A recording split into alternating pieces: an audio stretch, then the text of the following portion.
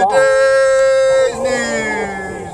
CBS News on the Hour, presented by Indeed.com. I'm Monica Ricks in New York. President Biden set to meet with congressional leaders again soon at the White House with less than 2 weeks to go before a critical default deadline.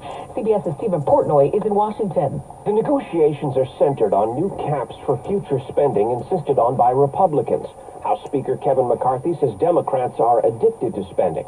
Democrats argue Republicans are too beholden to the wealthy and large corporations, unwilling to consider higher taxes. The Treasury Secretary warns default, which could happen as soon as June 1st, could plunge the country into a deep recession. South Carolina Senator Tim Scott has thrown his hat into the ring for 2024. He told supporters today in Charleston why he wants to run for president. The radical left is pushing us into a culture of grievance instead of a culture of greatness. He also took aim at President Biden, calling him weak. Scott is the Senate's only black Republican. Count two, murder in the first degree. Bryan Kohberger stood silent today in court as he was arraigned on murder charges for allegedly killing 4 college students last year. CBS's Jim Krasula has details. A judge entered not guilty pleas for Bryan Kohberger. The 28-year-old man is charged in the stabbing deaths of 4 University of Idaho students in a house not far from campus last November. Kohberger declined to enter pleas on his own. Prosecutors have 60 days to say whether they will seek the death penalty. Dozens rallied in Atlanta, where LaShawn Thompson was reportedly eaten alive by bed bugs last year at the Fulton County Jail. His family's now suing. Attorney Ben Crump. They said it was innumerable how many bed bugs bites he had over his body. It was more than 1,000. An autopsy later showed Thompson died from heart problems due to severe neglect.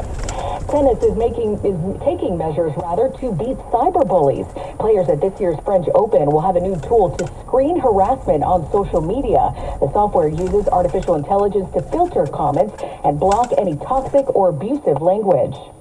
TikTok is going after Montana for banning it. Here's CBS's Matt Piper. Republican Governor Greg Gianforte signed a bill into law last Wednesday banning the app, saying it would protect Montana residents' private data and personal information from being harvested by the Chinese government. The state ban, which would be the first in the nation, is scheduled to take effect January 1st. Boston Marathon fixture Rick Hoyt has died. The 61-year-old was in a wheelchair because he had cerebral palsy, but his dad was known for pushing him through the race every year. They finished the course 32 times. His family says Rick died of respiratory complications. This is CBS News. Well, that's today's news. Today's news. I didn't hear any good news, did you? I didn't think so. I guess it's all about perspective. The glass is half full. Well, as always, I want to thank you again for coming along with me on these Dash Cam News adventures. You know the drill. Peace, love, and all that hippie jazz. Bye-bye, everybody.